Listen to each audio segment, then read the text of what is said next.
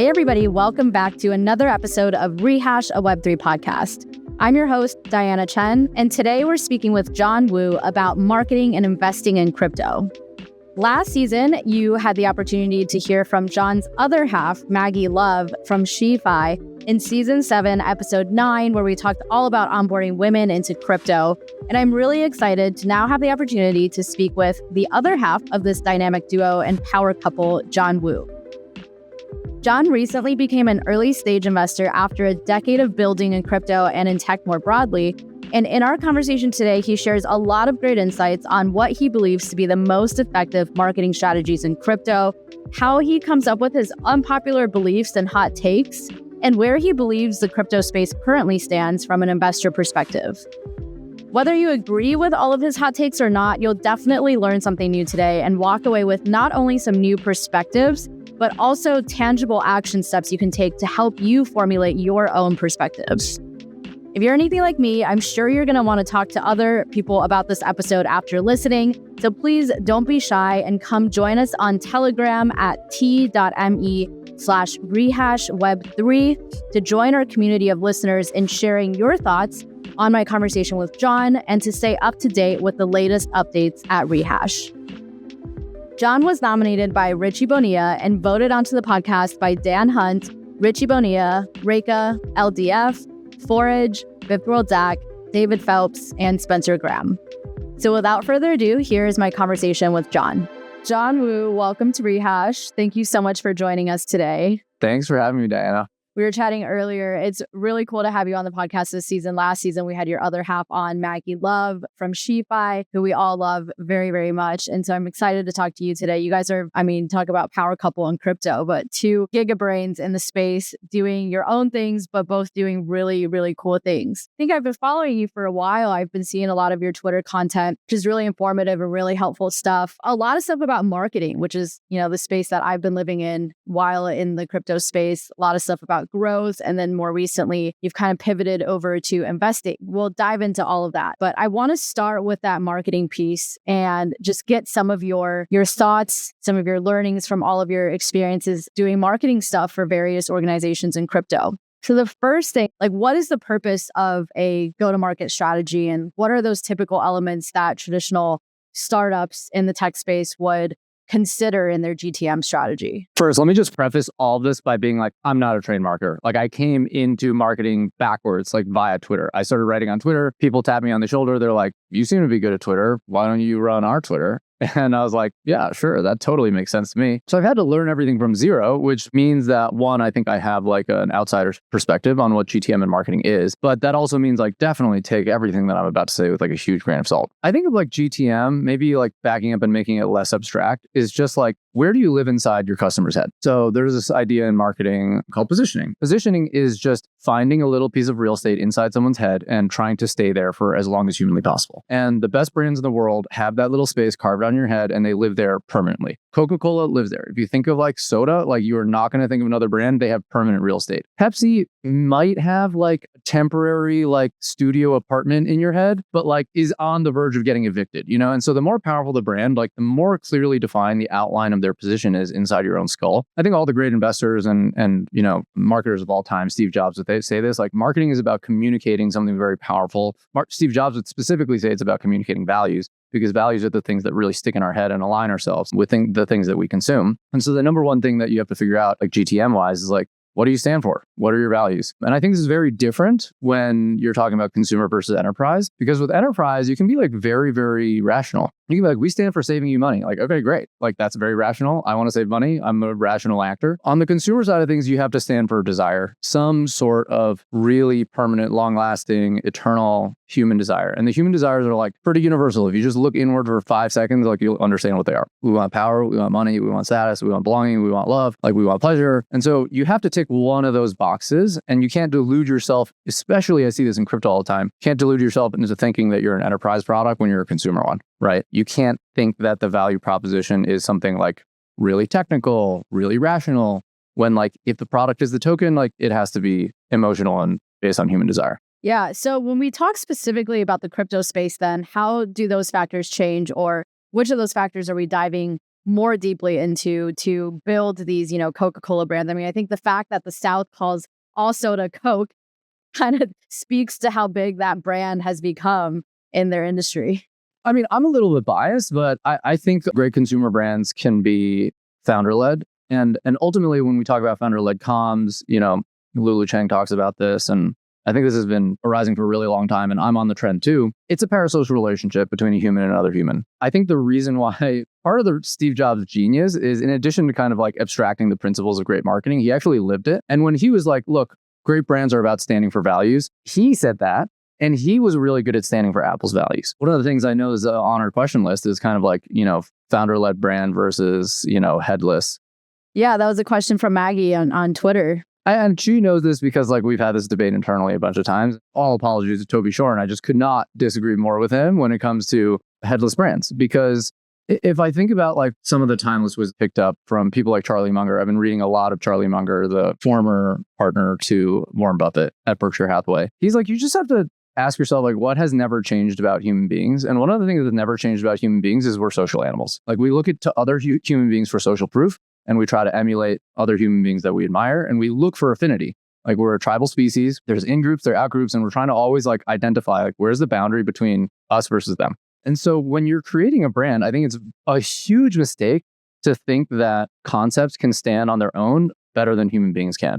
Like a human being will always be a better representation of values than some abstract copy on a piece of paper or docstopprotocolname.com. Like you're just not going to get there. You're not going to hit that human desire and that affinity, in my opinion, without a human being at the helm. That's not to say there are brands that can be successful without humans. And if your brand gets a total takeoff velocity where it's like so far beyond adoption, so far beyond product market fit that like you don't need a human being to be attached to it and that parasocial relationship isn't useful anymore. But the easiest way to get there is a human shepherding the path. And so like I couldn't disagree more with like headless brands. I'm kind of like the best thing that you can do is associate yourself with your brand. Do you think that, I guess a two-part question, do you think that that person can be replaced by AI since, AI is the big topic at the moment? And then also, do you think that having a human at the forefront can also cause some damage, right? Because humans are imperfect and we say things, we do things that upset other people and that maybe like upset even ourselves. So do you think in that sense, like almost replacing seemingly human thing that isn't human that we can like code perfection into would be an even better solution? Let's talk about perfection first. Like, where do I even begin? The human story is imperfect. Humans are not meant to be perfect. And there are religions that say that, right? Like if you look at Christianity, it's just like humans are imperfect. We have original sin. Buddhists would say the same, right? Like life is suffering. Like if you think it's going to be anything but suffering, then like there's a huge wake up call coming for you because like life is just suffering and you better accept that like it's all suffering. And so when we're talking about perfection, I think what we're really saying is practically some sort of like, I don't want to turn anyone away. I want a really broad top of funnel. I don't want to offend anyone. And by doing so, you're going to create a very milquetoast brand, like a very forgettable brand. Like it's very, very hard to be appealing to every single person. Great leaders know this. Like if you're a CEO, if you're a manager, like your job is not to make everyone 100% happy. Your job is to make 90% of people happy and be as effective as possible because like you just know that you can't appeal to every single person. And so I often talk to brands, clients, partners, friends, investors, and about their brand. And they're like, well, I want a brand that people love, but I don't want a brand that anyone will dislike. And I'm like, ain't going to happen. Like somebody is going to hate the shit out of your brand if you do your job well, because it's going to have a perspective and it's going to stand for something. And if you stand for something, then there are going to be people who inevitably stand against you.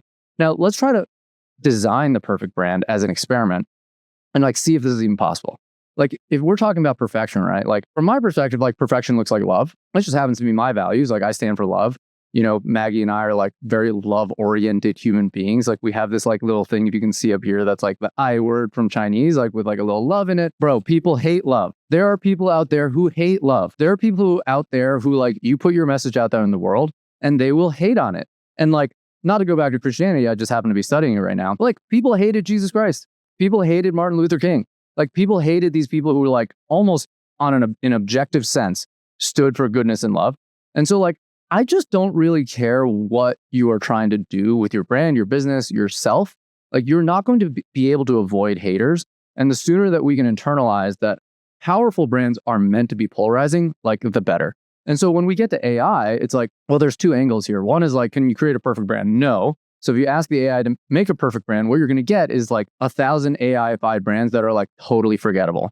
And by the way, this is what we get when we get to midjourney.com. Am I ever going to buy a piece of Midjourney art? Like, no, because it all looks the same. It all looks exactly the same. It's all been kind of fed into this ultimately convergent model. And the reason why it's convergent is like, it's reinforced by human learning. Like there are people on the other side being like, this looks good. This does not look good. I don't know if you've seen that like study where they tried to derive like what the perfect piece of art looks like. They just asked human beings like rate different art and say what they liked about certain pieces of art. And like people like human beings in it, and they like pastoral landscapes, and like they like colors, and they like when you try to create the perfect piece of art, it's the most boring thing you've ever seen because it doesn't have a perspective. It's just the average of everyone's opinions. And that's what AI is right now. It's just kind of like the average of everyone's opinions. So I strongly believe that like outsourcing humanity to something that does not have a soul is not going to get you there. Of all the people in the universe, like I'm probably in the top 1% of people who are very, very aligned and like incentivized to like figure out how to make AI scale, stories, brands, communication, etc. And like it's not even close because we're already starting off the wrong foot. Like we're already starting with something that's convergent rather than something that's authentic. Yeah, no, totally. I hear you on that. Even from like a non-polarizing standpoint, just going back to the whole like people like when other human beings are imperfect, it makes you more relatable. You know, like you don't even have to do anything polarizing or make people hate you, but just the fact that you're not perfect, that maybe like you say some dumb things on your podcast once in a while and, you know, you show what you don't know to everybody listening, the whole world on chain, that makes you more relatable. Like I think if I were like gigabrain genius who knew everything about Web3 and how the internet was going to play out in the next 20 years, like that wouldn't make people drawn to me as much because they're like, well, she's definitely AI or robot or something. Like no one can predict the future like that. From a more tactical standpoint about marketing and crypto, you know, I think in the Web 2 space or in traditional tech, paid marketing is like the thing that I think of when I think of what really dominated marketing. Like it was really all about paid marketing, about ads. Like that was how you would win. You would have to, know how to do that. What would you say is, when you think about like crypto companies today and people who are working in marketing in crypto companies, what is the thing that stands out to you from a tactical perspective of this is the type of marketing that really pays in crypto? Is it clearly not paid marketing? I don't think. Is it, KOLs and affiliate marketing, influencer marketing, content? Like what comes to mind for you? Yeah, I don't know if I would point to specific tactics, but it's helpful for me to like try to tear apart like what we talk about when we talked about crypto marketing, because it's also not monolithic. So like, let's just talk about like projects with tokens with wide distribution. And when I think about that, it's like, it has to come back to community. I know everyone says that, but I want to dig into like why. I kind of say, marketing is the position and the message and community is the distribution. And they're two sides of the same coin. And so oftentimes people think that marketing is a silver bullet. Like, hey, marketers, like, why aren't you spreading our message? Like marketing can just create the message. Like that's really all they can do. Like if you're a CMO, can't distribute the message effectively, then in my mind, that points to deficiency in community. And what is community? It's people who are aligned with your values. The beautiful thing about crypto, and I think you have to deeply accept this, is that like the community is in it because if they own a piece, specifically, if they own tokens, then like they are very incentivized for other people to also own those tokens. That is one of the most insane growth hacks of all time. That's why paid marketing, it not only doesn't work, but isn't necessary because every single person has been incentivized. And that's why, the original ethos of airdrops, right? If I distribute ownership to you, you'll inherently be more incentivized. Like I'm just imagining if McDonald's airdropped me McDonald's stock, I would probably never go to Burger King again because I want to see number go up, right? Like I'm an owner now. It really all comes back to taking that distributed network of owners and making sure that they're aligned and empowered to go continue distributing not only more tokens, getting more people to buy, but the message, whatever the message is, whatever the core message is, like they're your distribution cannon. And so I think it's actually very, very challenging to sit there in a room and like market your way to success in crypto.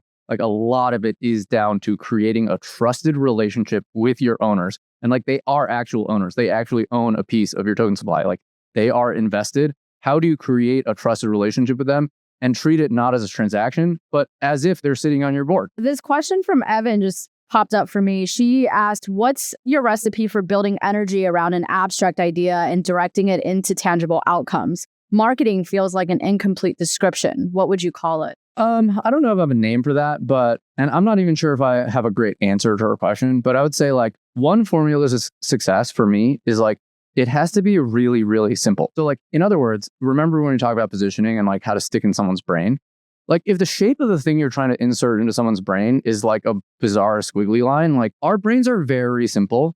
You know those toys that like kids play with where there's like a square and they like put the cube in, and there's a triangle and they like put the pyramid in, and there's like a circle and they put the sphere in? Like our brain only can carry like so many shapes.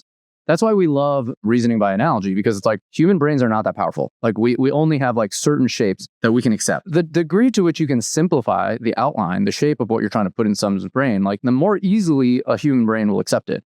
If you are inventing new terminology, and I don't mean new technology, because you can invent new technology, but you can ride on existing rails of human communication, right? So if you're inventing new terminology, completely new ways of thinking, you're going to have a really hard time. And crypto is already really hard. It all has already required like a fundamental reprogramming of your brain to accept. So I'd be like, simplify. Like your grandma has to basically be able to understand it in an analogy in one sentence. And if you're able to do that, then like everyone will accept it. Yeah, the Eli 5 thing doesn't come from nowhere. And people, I don't know if Eli 5, like, do we want to explain it to a 5-year-old, or is like the grandma analogy a little bit better? Yeah, I think probably grandma's a little bit better. But even 5-year-olds, I think 5-year-olds are smart enough probably to get a lot of things. But like you definitely don't want to be explaining it to like a grad student in math. And like maybe I'll say one thing that annoys me about certain things that happen in crypto and everywhere else too. Like I see a lot of ego and just people trying to be smarter than everyone else. I'm so smart that I created XYZ. Like that's cool. And also a lot of people come from academia and crypto, right? And in academia, literally the game is just be smarter. That is the entire game. The game is, are you more intelligent than another human being? It turns out when you like go into the real world and like you have to like sell things to people, that's not the game anymore. The game is who wants to buy your thing.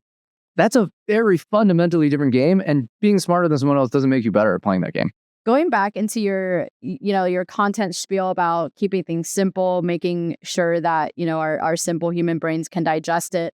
We had a question from Ernest Co on Twitter. He said, what is Jon's content thought cycle? He wrote about writing more to get better content because only a small percentage of it ever becomes a hit. So in terms of, keeping things simple, like, are you of the standpoint of let's just write one thing, make it as simple and easy to understand and digest as possible and leave it at that, and that's like our pillar piece?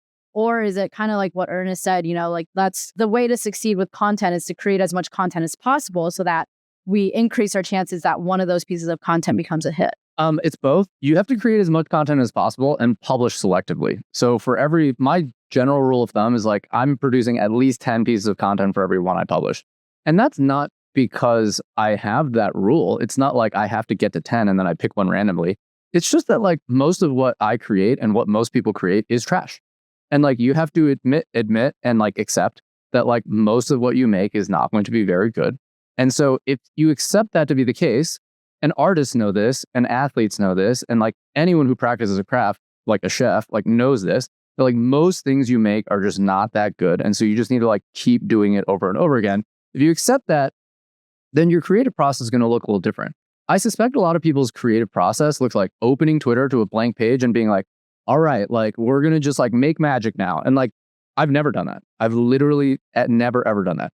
What my creative process looks like is like opening Apple Notes, jotting down some thoughts, closing Apple Notes, going about my day, opening up again, jotting down some more thoughts, like going about my day.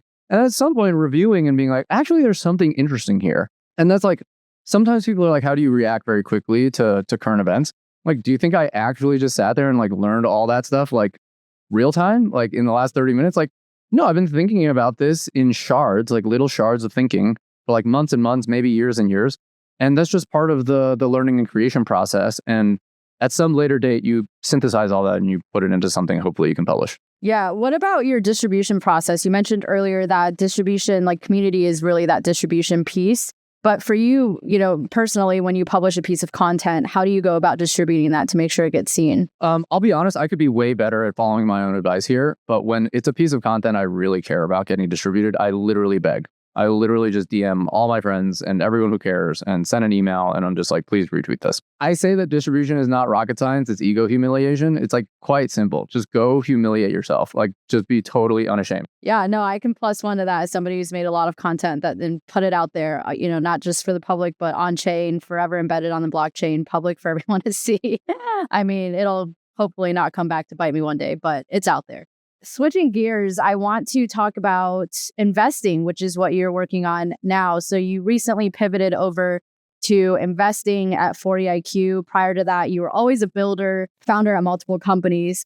And so to start, I'm just curious, like what prompted you to pivot from being a builder to being an investor? Yeah, so I know this is confusing, but the fund is actually not called 40IQ. The fund doesn't have a name yet, which is very challenging. But let me tell you about that journey. I actually was a private equity investor 10 years ago, and I can talk about how that's shaped my perspective on early stage investing. But the reason why I fell into investing really is that I had a friend, Nick Churls, and he had run 3 venture capital funds under the banner Notation Capital. So Notation had backed a bunch of different things. Historically, has done about 20% crypto. Did Bison Trails that sold to Coinbase, LivePeer, Near, Solana, some early stuff in 2018. I just deeply admire Nick as a human being. We've been friends for a decade. And I've always admired his approach. Always founder first, always early, kind of like, to put it crassly, he has balls. Like he's willing to invest in founders at the early stages in industries that no one really cares about. I mean, he likes to say when he invested in Bison Trails, which eventually obviously became an institutional staking platform sold to Coinbase, the total market size for staking was like 6 figures a year. It was basically zero. When he came to me and he said, hey, look, I'm raising another fund and I'd love for you to come help me build it. I kind of asked 2 questions. One, can I learn a lot from Nick? Can I become a better investor myself? And number 2, and potentially more importantly, can I trust this guy? And I've been really looking my whole life to work with somebody that I totally trust. And he's a really close friend that I would totally trust with my life. I mean, Maggie and I are both very, very close with him and his wife, who's one of my best friends from business school. That's all that really mattered at the end of the day was I looked him in the eyes and I was like, I can trust this guy. And then I went over. So since becoming an investor, re-becoming an investor after your experience from 10 years ago in PE, what has been your experience with that? What have been some of your biggest learnings so far? Yeah, so this is really early days. I mean, we're week 3 in business and just starting to look at deals, and we don't even have a name yet, which is obviously very challenging. One of the things is the emotional challenge of being an investor. And thankfully, I think I've gone through a lot of the emotional challenge of, I don't know what to call it, spiritual growth, putting yourself out there by creating on Twitter. It's really hard to have a deal come across your desk. It's being invested by some of the best folks in the space, right? Some of the best folks are participating. There's top angels. It's in a hot sector. And to actually look at that thing and think independently, it feels like basically impossible. I think Nick does a fantastic job of this. I describe Nick as like, in the best way possible, a very naive person. It's like single thing he sees, he's seeing for the first time. But like each of us as a human being, we carry associations, trauma, past experience, FOMO, the desire for status, the desire to be liked. Like we have all this fucked up stuff going on in our head that makes it very hard to stand back and be objective and say, does this fit our fund mandate? Is this a founder I really care about? Is this a sector I really believe in? Is this priced correctly? And that's by far been the hardest thing I think about investing. That reminds me of a question that another question Ernest had on Twitter is he said, with so much content out there to consume, how do you develop a style true to yourself versus feeling like a shadow of someone else's style? Any tips for developing your own unique style and thought process? One way, and this is just my way, is I read a lot of books and I try to read books that were written like at least 15 years ago.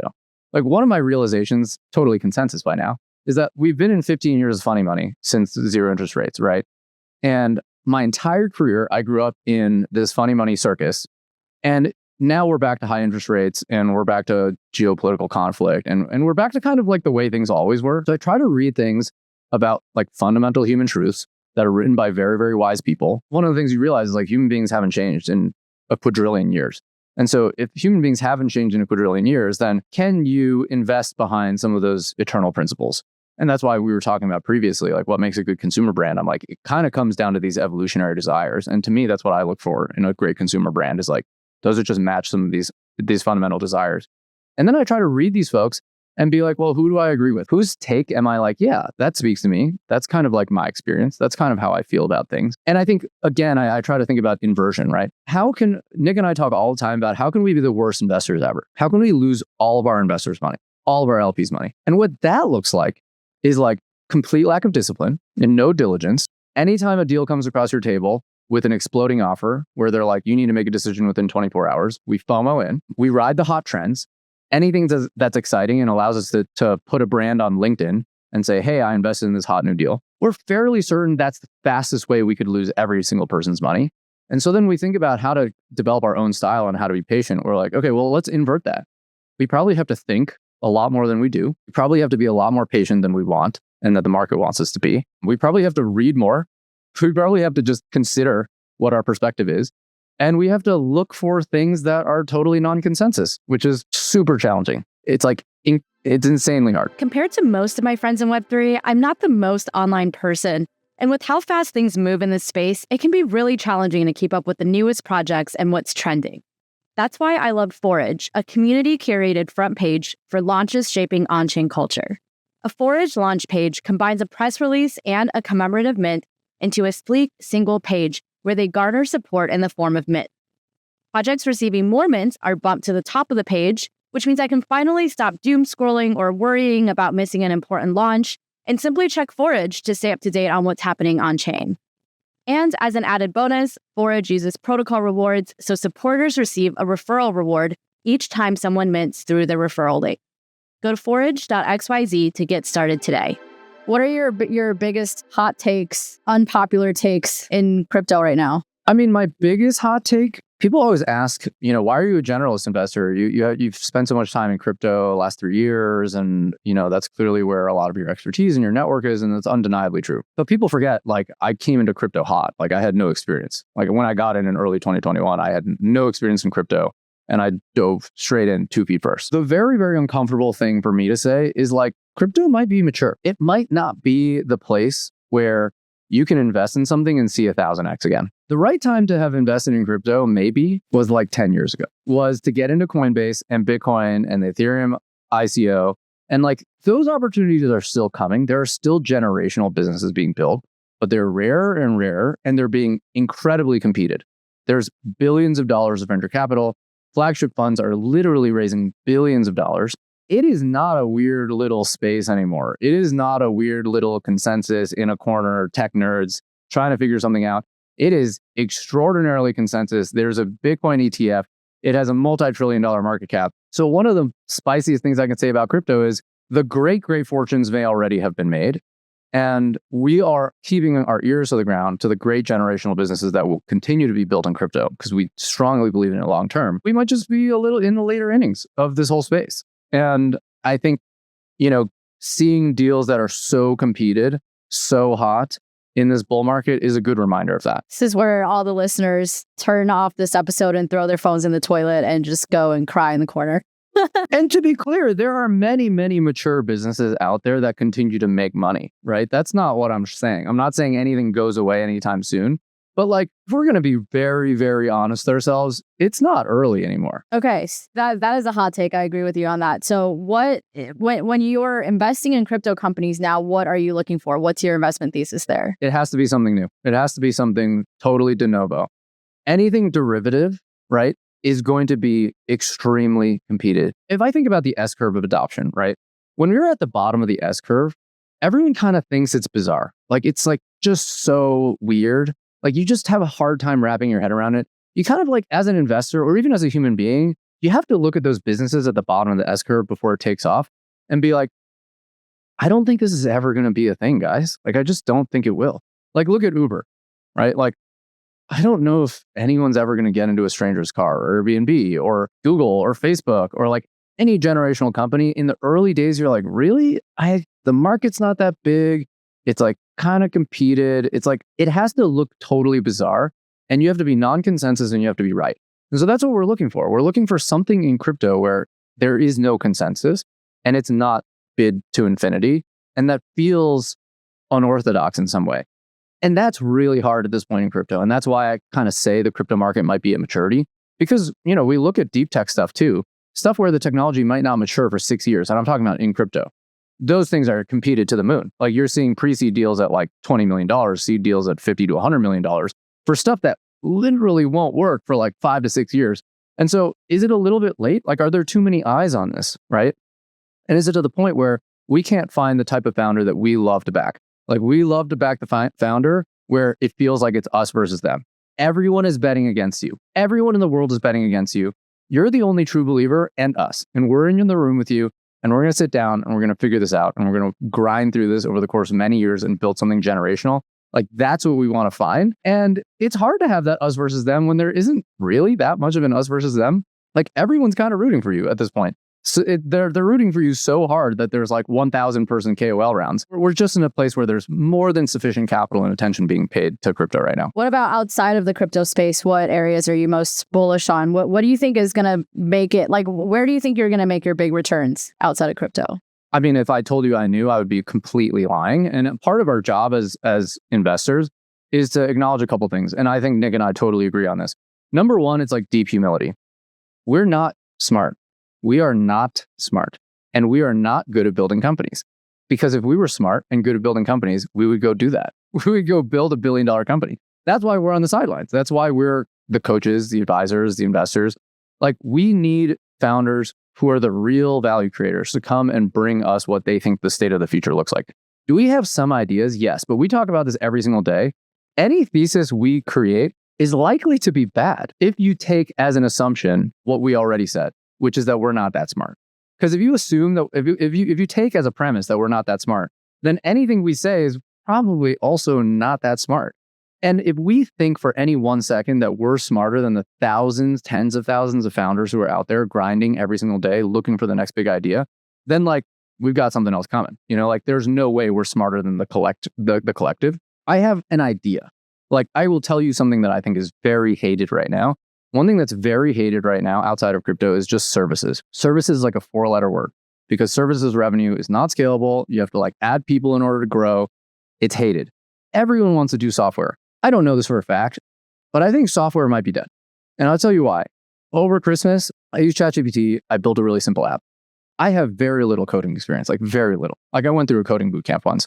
But the fact that I was able to get 0 to 1 on an app with only natural language input means that the opportunity to build software, the barrier to building software is about to go to 0. It's about to be that like anyone, you, me, your sister, a 5-year-old, grandma, is going to be able to write software using just natural language prompting. So if that's true, and we think a lot about competition, then like software is about to be the most competitive space in the entire universe. Every single buyer on an enterprise level is going to be flooded in their inbox with inbounds on like, I can help you fix this. I can help you fix that. I have this workforce improvement software. But you know what doesn't go away? Services. Like we actually do the job for you. Like we're not selling you a piece of software that you have to run and turn the crank on and hire someone internally, but like we will actually do the job for you.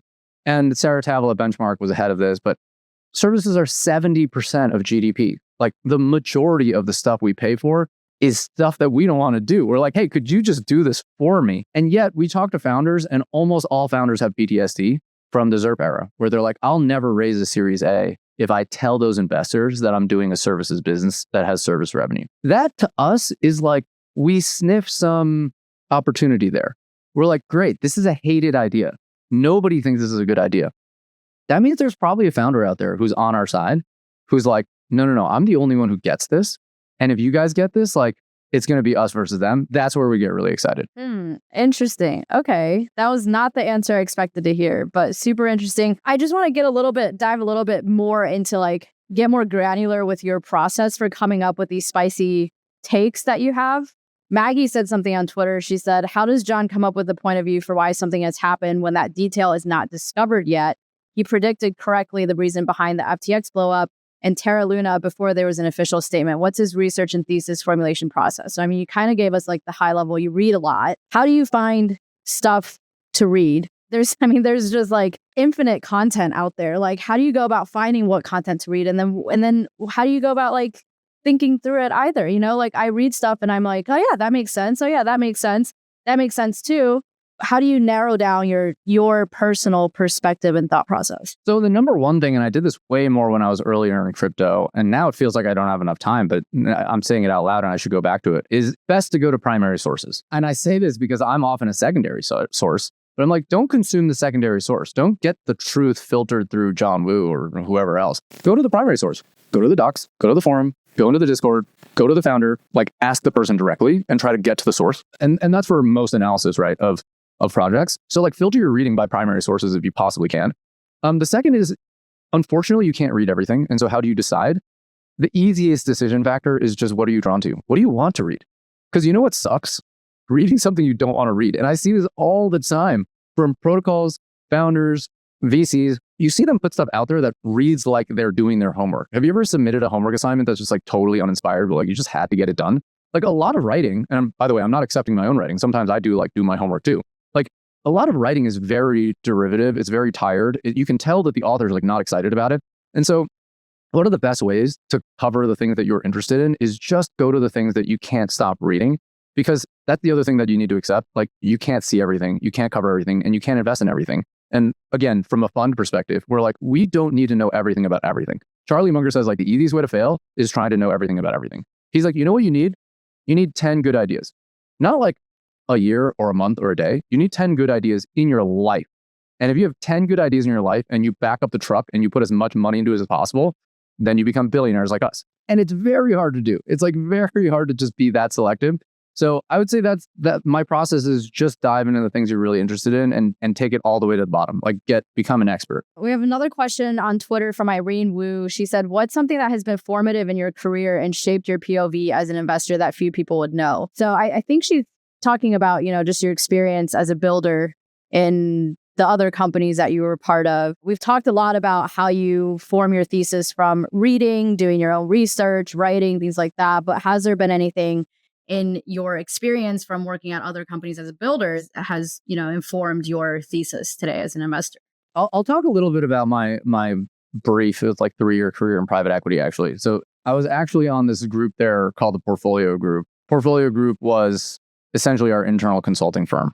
And so we would go work with CEOs and board members. And after we made the platform investment, we would buy a company. Like I worked on Michael's Arts and Crafts.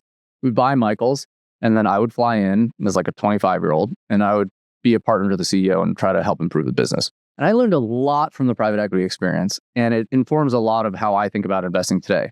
And by the way, I have no idea if I'm a good investor, and the nature of venture is I won't find out for another like 10 or 15 years. So this is all, again, take with a big grain of salt. 2 mistakes that I saw at Bain Capital that I thought were like really informative. One was every time we underwrote a deal, typically a typical deal structure would be something like there's a core business, and it's kind of chugging along at like some rate, some growth rate. So for Michael's, it was like, they had a retail business. They sell arts and crafts. That's it. And so we would spend some amount of time understanding like, is that core business like any good? Then there would be some growth opportunity. And for Michael's, that was like, expand margins by, doing procurement from China. And we would spend almost all of our time diligencing that growth opportunity, because like you kind of assume that like the base business is going to just chug along, just going to like be fine, like forever, because it's Michael's or it's whatever business you buy or whatever thing you're working on. And all of your returns are going to come if this other thing works out. Well, it turns out most of the time a deal goes bad, it's because your initial assumption of the base case, like the main thing going well, was wrong.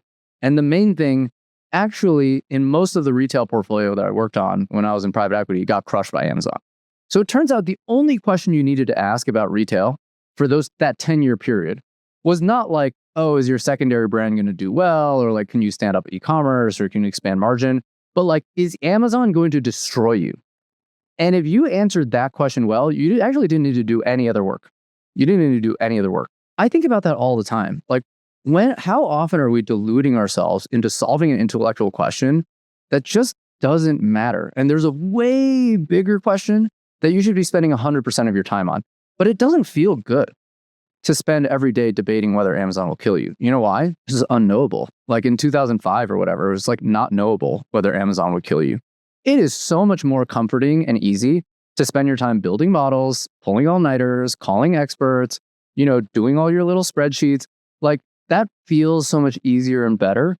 And so like one thing I think about as an investor all the time is like, are we stuck where we feel intellectually comfortable, where we feel like, oh yeah, we could talk all day about mechanisms or tokenomics or like whatever. And ultimately at the end of the day, like, are we missing the really big question here? Are we missing the big dump truck that's going to hit us and destroy this business? I would say that's one of the biggest things I took away from investing 10 years ago. How do we come up with the right questions to ask though, because, taking your Michael's example from back in when you were in private equity, everyone wrote off Amazon in the early days. No one thought they were going to make it big, let alone take down all of these huge retail businesses. Like Michael's has been around forever. Everyone knew Michael's as the arts and crafts store. It was like, who would even think to ask that question? I think this is where a lot of people think VCs have to live in the future, but like if you invest in retail in 2005, like you had to think in the future too. You had to think about what Amazon was going to become. And you had to think about the asymmetry of the bet, right? You had to be like, actually, something's going to happen here that fundamentally kills brick and mortar. Like not just hurts it or takes a little bit of share, but like it's over. Like consumer behavior is going to be totally reprogrammed. And as to your question about like, how do we know? I don't know. I don't know what the right questions are to ask. Like, and that's why like a lot of the VC job is so weird because you're trying to live 10, 15 years into the future and try to see things that other people can't see. For us, it's about beliefs. It's like Nick and I talk every day. Like, where do you believe the world is going to go? Like, where do you think humans are going to change based on today? Try to get in touch with like, where are you at as a human being? And like, I wish I had a more scientific answer for you than that. Like, I wish I could just be like, it's as easy as building a model. But like, let me give you just a very quick side story. I've been doing a lot of these today. I was in a fantasy football league for like 10 years. And every year I would build a model because like I got trained in, analytic thinking. I would build a model and I'd have like every player's like projected performance and I'd like put it in the model and I'd have like some, replacement rate like output. And then like the delta above replacement rate was like, I would split that like pro rata for like the amount of auction dollars going in, and I'd price every player. And then on auction day, I'd be like, oh yeah, this is like $2 less than my model. Bid. Dead last in the league every year. Dead last. You know who would win the league every year? The girls that never watched sports and picked guys based on how hot they were.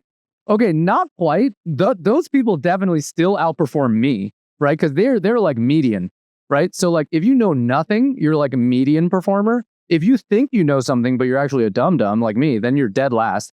And the people who honestly just have some human instinct, they look at a player and they go, yeah, this guy's a stud. Like this guy's a stud. I don't know what the right price is, but I have to own him. And like, I would say Charlie Munger and Warren Buffett took that 40 IQ approach to businesses, which is just like, look, I don't know that much, but I know this business is a fucking winner and I'm going to back up the truck and buy as much of it as I humanly can. I think that's the job that's placed in front of us. When we're doing investing is like, how do you spot those opportunities?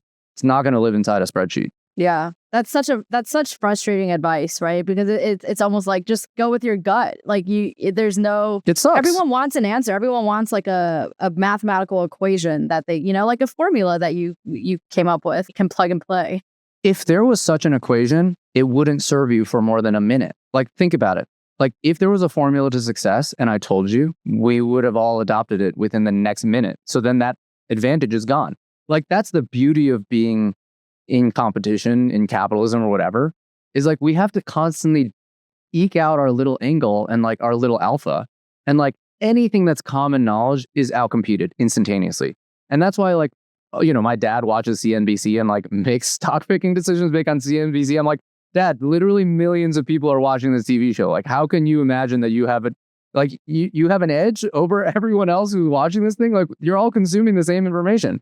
So that's the hard thing. How can you think differently from everyone else? And like, if I had the answer for you, I mean, like, ask me in 10 years. Yeah, well, I mean, I think that's why like your whole consume as much content as you can and from primary sources too, as much as you can thing works, I think, is because like even taking the sports example, like I would say I'm somebody who I haven't done fantasy football in a number of years, but I do March Madness every year. And I think I've just like, I don't really even watch sports anymore. Like in the last few years, I've really like dialed down my sports watching. But in my past, like before then, I watched a shit ton of sports.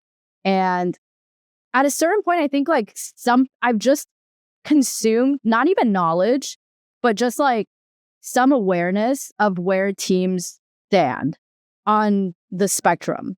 And the like more modern knowledge that I consume is just like absorbed from going out to bars and hearing people talk about it next to me. Even though I'm not watching any games this season, like I just hear that and consume it. And I think that's probably true for investing to a certain extent too, is just you just need that like the decades of consuming this information, this like tangentially related information. And somehow that just like gets into your veins enough that you have some sort of gut reaction and that you have some sort of sense that like maybe you can't even put into words on paper, but you're like, nah, like this just isn't it.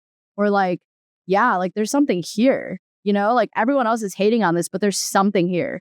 And I can't tell you why, but I can just tell you that that's the case. Anyone who plays sports or has done athletics or has done anything skill related knows this.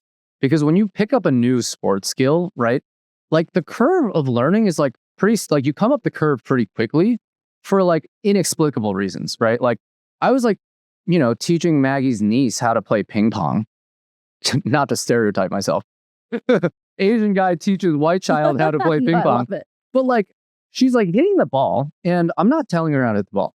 I'm just like, get the ball in the court, right? And she's like very quickly learning how to like put topspin on the ball.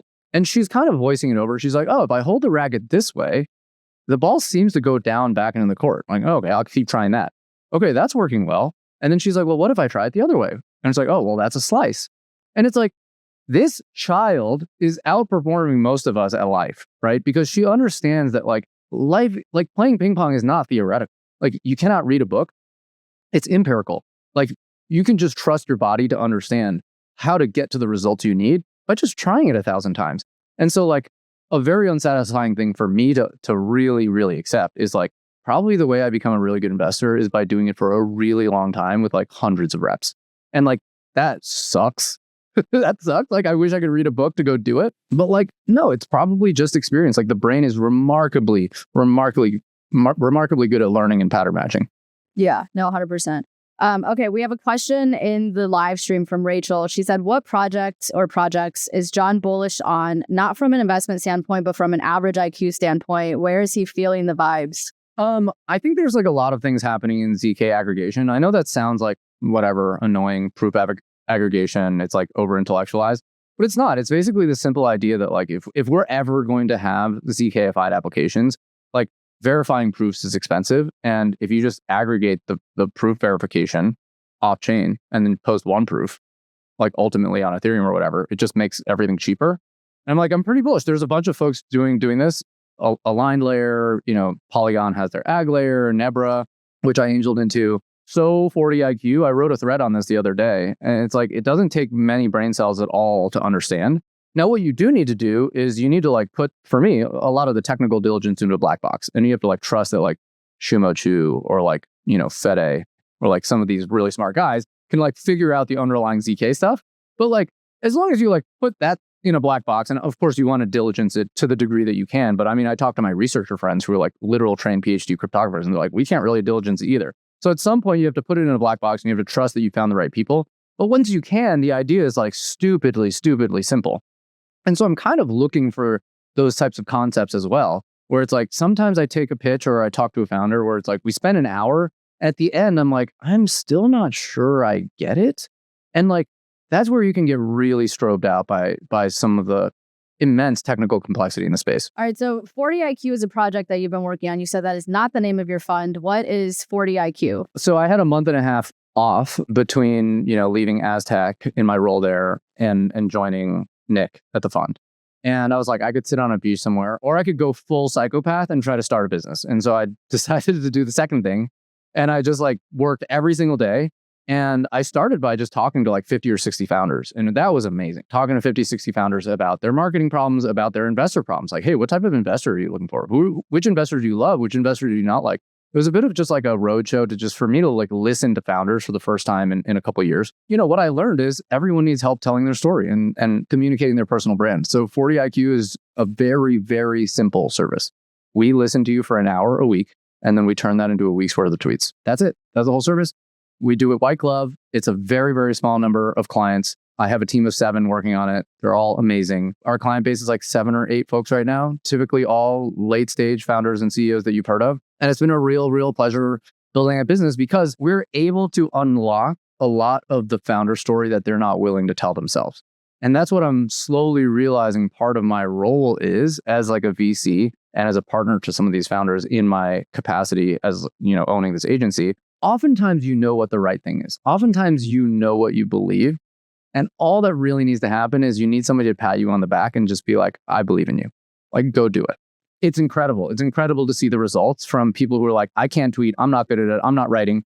And it's like, it turns out they totally are. They just need that extra nudge to turn everything that's in their head into written content. Yeah. Is the goal then to sort of do this for these founders for a little bit and then eventually wean yourselves off of it and get them enough confidence where they feel like they can do it themselves? No. I think the long-term goal, and I'm not just saying this because it's best for me financially, but I can't deny that's not part of it. The ultimate goal is for us to co-create, is for us to be a creative partner, is that the founder should be stepping up their own ability to create because they're seeing how effective we are. They should be able to look over at us and be like, the hell? I said all that. And they're just literally taking it word for word and putting it out into the world. And they're like, wait a second, that might trigger more creativity on their end. And we try to share all the tips and tricks. We try to really enforce as much success on their side as possible. And by the way, if someone called me one day and was like, you have elevated me spiritually and I'm way more myself and I communicate to my team better and I'm more confident and I'm more convicted in what I'm doing than I ever have in my life. And thank you. And I don't need to work with you anymore. Mission accomplished. Like, that would be amazing. My suspicion is there will always be a synergy between us and it'll always be a productive partnership. People are going off in the chats because when I asked you what projects you're bullish on, you didn't say SheFi. Oh, yeah. Like someone wore Maggie. and I'm wearing a SheFi t-shirt. I mean, I always am careful about chilling SheFi, but I go hard for SheFi. Yeah, we know. No, we know. So last question I've been asking every guest this season is to give me a can you not to something that you would like to say to people in the space. Can you not blank, fill in the blank? Do you have one for us? Man, I think my can you not is can you just not yuck other people's yums? It's like everyone has their little way in the world, right? Some people are on the, VC, token, what I call the token industrial complex. Other people are on the meme coin grind. Other people are in consumer social. There's some bizarre DNA in crypto where we feel the need to just hate on everyone else's yum all the time. Where it's like, well, I'm doing infrastructure, so apps must be garbage. I'm doing middleware, so this must be blah, blah, blah. I have this solution to that. Just focus on your game. Focus on your game. Try to be the best at it. And let's let the market decide who wins, right? But it's probably not going to happen by you waking up angry every day. And so I think my overall can we not is can we not just be angry at each other all the time? We're all working toward the same future broadly. And so yeah. Just stick to your game and play it well. Amen to that. I know the whole wag me thing is not cool anymore. It's cringe, whatever. We don't say it anymore. But I can't lie. I did kind of say wag me. Just because of what you said. It just lifts everybody up and has better vibes. Totally. Cool. Well, thanks so much, Jon, for taking the time today. Tell people where they can find you if they want to follow you personally. You've got great tweets, so everybody should definitely go follow you. And then feel free to plug away at anything else you'd like as well. Yeah, you can find me on twitter.com/JONW_Jon Wu_. See you online. Perfect. See you online. Thanks everybody for tuning in. We'll be back again next Thursday with another episode of Rehash. Thank you for tuning into this episode of Rehash. Rehash is hosted, produced, and edited by me, Diana Chen. Rehash is also supported by our community of NFT holders who curate our guest lineup each season. To get involved, head over to our website at rehashweb3.xyz and collect this episode as an NFT. Anyone who collects an episode becomes part of the Rehash community and will be able to nominate guests for future seasons. To learn more about how to become a guest on the podcast, go to rehashweb3.xyz/podcast. And to learn more about sponsoring the podcast, go to rehashweb3.xyz/sponsor. Finally, be sure to follow us on Twitter, Instagram, and TikTok at RehashWeb3 or on Warpcast and Lens at Rehash, and join our community on Telegram at t.me/RehashWeb3. If you enjoyed this episode, please rate, review, and subscribe on Apple Podcasts, Spotify, or wherever you get your podcasts.